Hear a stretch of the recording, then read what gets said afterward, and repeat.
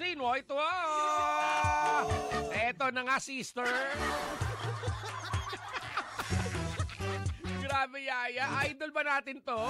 Lagi natin pinakikinggan yung kanta nito eh. Oo, yung sikat na banda na to. Halo-halo, no? May lalaki, may babae, pero marami sila. Marami sila dito, hindi lang 5, lagpas sa 5. Yaya, eto sabi sa atin yung mga insider. Lumalaki na raw ang mga ulo. Marami ng demand sa producer, Yaya. Dati di naman daw sila ganyan, pero ngayong sumikat na, ang dami ng demand. So, eto nakakaloka, Yaya. Doon sa isang show nila, doon sa isang show ng bandang ito, alam mo, Yaya, kung ano dinedemand? Na service car. Gusto nila yung armored car. Saan naman kukuha ng armored car? Armored car, Yaya. Gusto nila may armored car. Ibig sabihin, ito yung parang bulletproof, no? Bulletproof na kotse. Ganun ang gusto nilang service. At syempre, ito pa, ka-winner. Yung producer mismo, Yaya, hirap na hirap magpa-picture sa kanila. Yung producer ang nagbabayad ng talent fee, di ba? Si Kuya Jay nga pwedeng magpa-picture kahit sandamakmak pa eh. Di ba? Yung producer, Yaya, eto pa. Hindi raw pwedeng makipag-dinner sa bandang ito. Bakit? Di ba? Baka hindi masarap ang ulam. Charot lang. Diba? Tapos eto pa, Yaya, eto pang reklamo ng producer. Siyempre, yung producer, gumagastos yan, Yaya. Kaya kumukuha yan ng mga sponsor. Diba? May mga sponsor para maging successful yung show. Nagkaroon yata ng pa-dinner ito si producer sa mga sponsors. Tinawag niyang sponsors night. Dapat nandun yung banda. Yaya, inindyan ng banda yung sponsors night. Nabigo ang producer. Gets mo? Kung sino to?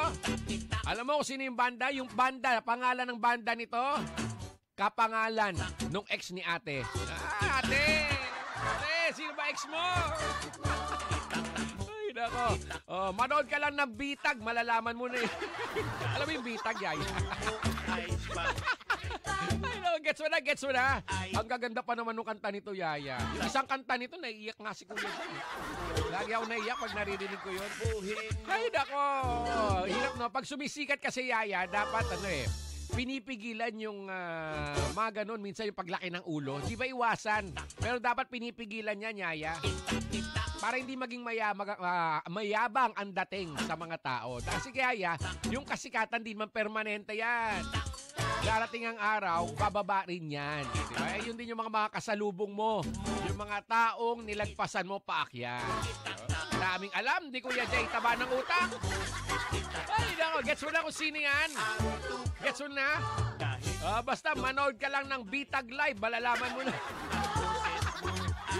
Charot. Baka matulpo tayo dito. Gets mo na to, gets mo na. Basta yun ang lesson learned yan, ha. Ito kasi yung mga insider kasi sa kanila, yung mga marites numero 1. Yung na marites sa mga ganong detalye. Kaya ayun. Ito pa, sinasabihan na nga raw sila, mga diva na raw sila. Di ba yung mga diva na? Padiva. Pero in fairness naman, sikat na kasi yung banda. Sikat na rin yung mga kanta. Yung last concert dito, Yaya, doon sa Over There, Dapader. Dinubog ng mga tao yun, ha. Ang daming nanood doon. Kahit na ang mahal-mahal ng ticket. Wala, sikat na eh. Kaya lang, pag sumikat, dapat wag nang mayabang. Dapat hindi lumaki ang ulo. Di bali na ang lumaki yung banda doon. Wag lang ang ulo. Di ba, no? Nako, pag hindi mo pa nag-gets yan ang brain, hanapin, baka matapakan, baka masipa sa ilalim ng kama. Ibulong na natin kung sino ito. Bulong na natin, Yaya. Masakit sa kalooban ni Kuya Jay. It hurts. Idol natin to eh. Sige, ibulong na natin. Eto na nga, sister. Ang sikat na banda na lumalaki na raw ang ulo dahil maraming demands. Lalo na yung armored car, yung bulletproof car. Bakit? Kailangan ng bulletproof car. Bakit, Yaya? Ang sikat na banda na lumaki na raw ang ulo dahil sa dami ng mga demand sa producer ay yan ay Bandang C. Pero nga, ang popogi nitong mga to, babait ng pagmumukha nitong mga to, di ba? Yeah, oo, pag napapanood mo, sila ay si... Yun na yun! Nabulong na. Yung mga gustong paulit kay Kuya Jay yan, pwede naman, pero ang lagay.